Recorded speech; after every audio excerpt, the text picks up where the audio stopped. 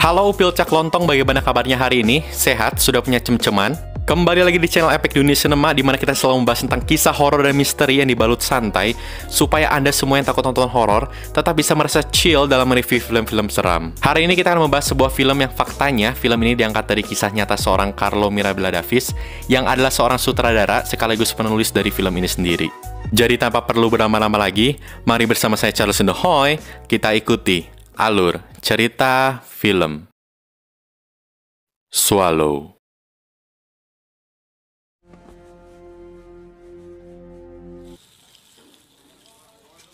Kisah diawali dengan adegan pengangkatan seorang pria bernama Richie sebagai pemimpin baru perusahaan milik ayahnya. Beliau mempunyai istri bernama Hunter yang sangat beliau cintai, dan di tengah pidatonya, beliau tidak lupa mengucapkan terima kasih kepada istrinya atas dukungan dan motivasinya selama ini. Mereka kemudian pindah ke rumah baru yang sangat mewah, hadiah pemberian dari ayah Richie, di mana keluarga Richie merupakan keluarga yang sangat kaya raya dan terpandang. Dan mereka pasti belum pernah ngerasain makan mie instan campur nasi, atau sekedar Indomie yang nggak dimasak gitu loh, yang masih krenyes-krenyes enak. Dan karena kekayaan keluarga Richie tersebut, Hunter seringkali merasa sangat beruntung bisa berada di tengah-tengah kehidupan mereka. Walaupun begitu, Hunter selalu merasa ada celah antara dirinya dengan keluarga Richie, di mana hal itulah yang membuat Hunter selalu merasa tertekan dan depresi. Mirip gak sih sama Jennifer Lawrence yang main di The Hunger Games, atau perasaan saya aja si Hunter ini? Mirip banget. Dan suatu hari Ibu Richie memberikan buku motivasi kepada Hunter karena Hunter sekarang telah mengandung anak pertama dirinya dengan Richie. Dan di buku tersebut, Hunter menemukan kalimat mutiara yaitu, setiap hari lakukanlah hal-hal yang tak terduga dan dorong dirimu untuk melakukan hal-hal yang baru. Tetapi Hunter yang secara tidak sadar memiliki depresi, mengartikan kalimat mutiara tersebut dengan persepsi yang salah dan keliru. Dan malah, dia menelan sebuah kelereng yang membuat dirinya merasa sedikit bahagia. Singkat cerita, esok paginya saat Richie hendak pergi bekerja, beliau bertanya kepada Hunter apakah dia sudah merapikan dasinya karena dasinya terlihat sangat kusut. Hunter mengatakan bahwa dia sudah menyetrika dasinya, tetapi dengan sedikit kesal, Richie mengatakan bahwa dasi beliau harus diuapi dan bukan disetrika, karena bahan dasinya adalah kain sutra. Dan seketika itu Hunter semakin tertekan karena merasa tidak mampu membahagiakan suaminya, walaupun dari hal-hal kecil sekalipun. Setelahnya, Hunter yang sehabis modal pagi menemukan kelereng yang keluar bersama-sama dengan tokainya. Beliau pun membersihkan kelereng tersebut dan menaruhnya di sebuah kotak penyimpanan, lalu beliau pun merasa bangga. Scene berpindah saat Hunter sedang silaturahmi ke rumah Ibu Richie sambil ngobrol cantik dengan beliau. Ibu Richie terus menekankan bahwa Hunter sangat beruntung bisa bertemu dengan anaknya dan bertanya kepada Hunter, apakah dalam kehidupanmu kau bahagia atau hanya sekedar pura-pura bahagia? Kemudian scene berpindah saat Hunter sudah sampai rumah dan sedang melakukan pekerjaan rumah tangga, dan dia tidak sengaja menemukan sebuah paku kecil yang tersangkut di vacuum cleaner, tetapi bukan membuangnya, dia malah sangat tergoda untuk mencoba menelan paku kecil tersebut.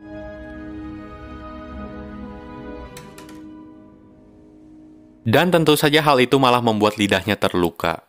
Hunter merasa sangat depresi karena tidak bisa melakukan hal itu, dan dia pun mencoba sekali lagi menelan paku kecil tersebut, dan walaupun hal itu membuat tenggorokannya serasa seperti tawuran, dia mendapatkan kepuasan tersendiri dan merasa sangat bangga karena berhasil melakukan tindakan tersebut.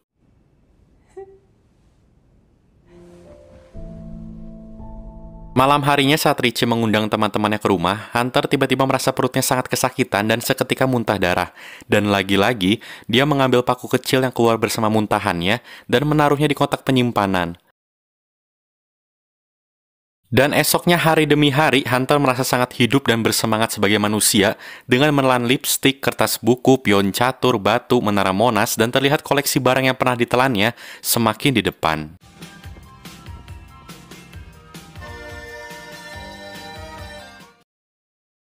Suatu hari saat sedang melakukan USG kandungan, dokter mendeteksi di dalam perut Hunter banyak sekali benda-benda asing di dalamnya.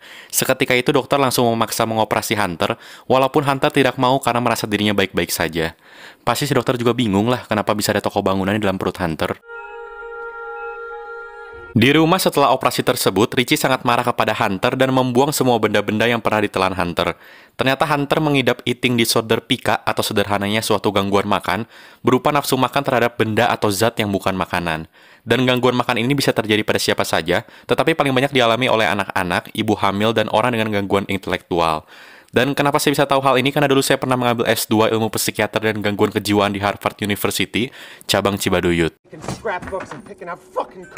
Kemudian Richie beserta ayahnya membawa Hunter kepada seorang psikiater untuk mendapatkan penanganan lebih lanjut. Richie beserta keluarganya memutuskan untuk menyewa seorang perawat bernama Luai untuk menjaga Hunter di rumah. Awalnya Hunter bersikeras menolak tawaran tersebut karena menganggap dirinya baik-baik saja dan akan berubah dengan sendirinya. Tetapi Ibu Richie meyakinkan bahwa Luai adalah perawat yang terbaik untuk menemani Hunter selama proses mengandungnya. Lalu seperti hidup di penjara, Luai selalu mengikuti Hunter kemanapun dan apapun yang dia lakukan. Bahkan untuk berak sekalipun, Hunter harus diperiksa secara mendetail agar tidak menyembunyikan barang-barang apapun yang bisa ia telan. Okay, go. Dan rupanya di toilet, Hunter masih menyembunyikan beberapa baterai untuk sesekali ia cemil. Suatu hari saat sedang pesta ulang tahun Richie, seorang teman Richie bertanya kepada Hunter bagaimana kebiasaan makan Hunter apakah sudah hilang. Seketika Hunter merasa kesal dan tidak percaya bahwa Richie menceritakan hal itu kepada teman-temannya. Hunter yang masih menemui psikiater secara berkala akhirnya bercerita bahwa dia mempunyai masa lalu yang sangat kelam. Ternyata ayah Hunter yang sekarang bukanlah ayah asli Hunter. Ayahku bukan ayahku, dan Hunter mengatakan bahwa dulu ibunya diperkosa oleh seorang pria asing bernama William yang sekarang sudah bebas dari penjara. Tetapi Hunter mengatakan bahwa dia sudah berdamai dengan masa lalunya, termasuk memaafkan pria yang sudah memperkosa ibunya.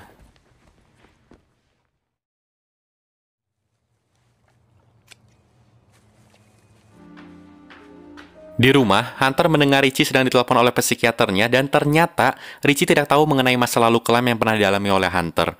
Hunter pun merasa kesal kepada si psikiater kenapa harus memberitahu suaminya mengenai hal yang disembunyikannya selama ini, karena itu kayak cuma sesi antar perempuan gitu, kayak saling buka hati, saling cerita. I'm off to the gym. Okay, done. Hunter pun tiba-tiba terkena serangan depresi yang membuat dirinya seperti kesurupan. No shit, Sherlock.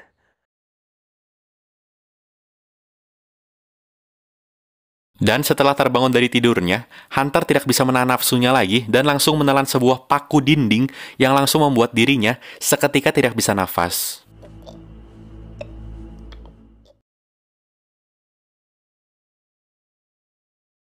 Lagi-lagi, Hunter harus kembali dioperasi untuk mengeluarkan paku dinding dalam toko bangunan di perutnya, yang membuat satu keluarga Richie lagi-lagi kerepotan. Merasa tidak lagi bisa mengawasi dan menangani masalah Hunter, orang tua Richie meminta Hunter untuk menandatangani kontrak perawatan 7 bulan penuh di rumah sakit agar kondisinya cepat kembali normal. Awalnya Hunter tidak ingin melakukan hal itu, tetapi dengan berat hati dia harus menyetujuinya, karena jika tidak, ia akan diceraikan oleh Richie. Dan sebelum pergi, Hunter mengatakan bahwa ponselnya ketinggalan dan dia harus mengambil ponsel tersebut di kamarnya.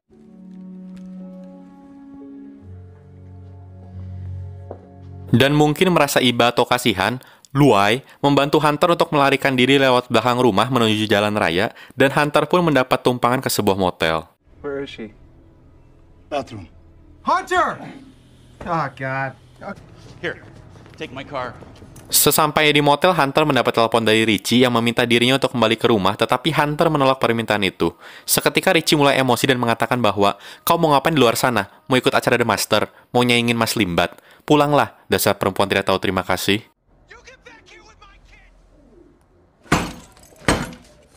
Dengan uang yang sudah habis untuk bayar motel, Hunter mengisi perutnya yang lapar dengan setumpuk tanah sebagai cemilan, dan inilah the real bertahan hidup mengalahkan anak kos-kosan di akhir bulan.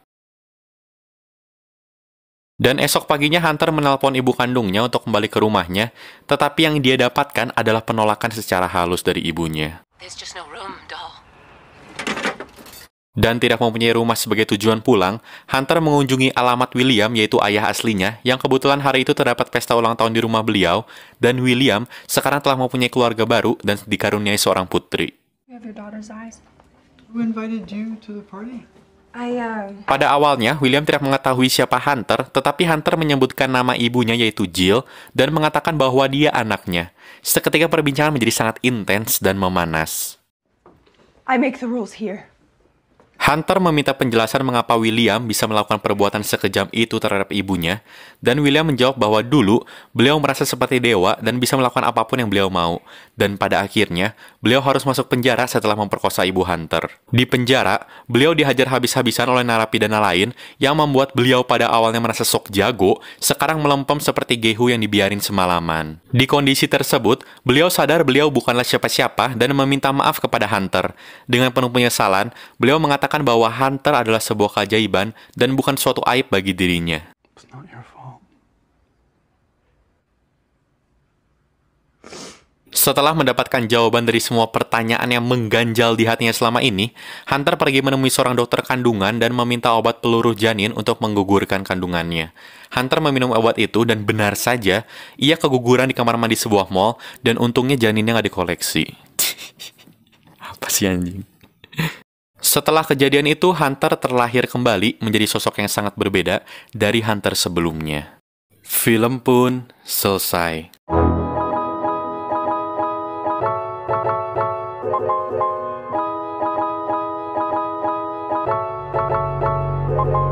Ya, jadi gitu sih menurut saya sebisa mungkin hindarilah berbuat jahat ke orang lain, karena efek traumanya tuh bisa merubah karakter seseorang menjadi 180 derajat. Lagian karma juga selalu ada di sekitar kita, kalau kita tabur yang baik pasti percayalah, yang baik juga akan datang. Tapi kalau tabur yang baik tetapi selalu dijahatin orang, ya ikhlas aja lah, jadi orang baik itu pilihan hidup. Dan menurut saya juga, ya bersahabatlah yang lama, pacaran secukupnya, dan menikahlah selamanya dengan pasangan hidup yang benar. Indonesia terkenal akan laut yang luas dan luasnya bibir-bibir tetangga yang nanyain kapan nikah. Sekian video dari saya hari ini, dan saya Charles Indahoy, bersama seluruh perkumpulan mama muda dan janda beranak dua mengucapkan terima kasih, dan sampai jumpa di video selanjutnya kalau masih ada yang mau nonton.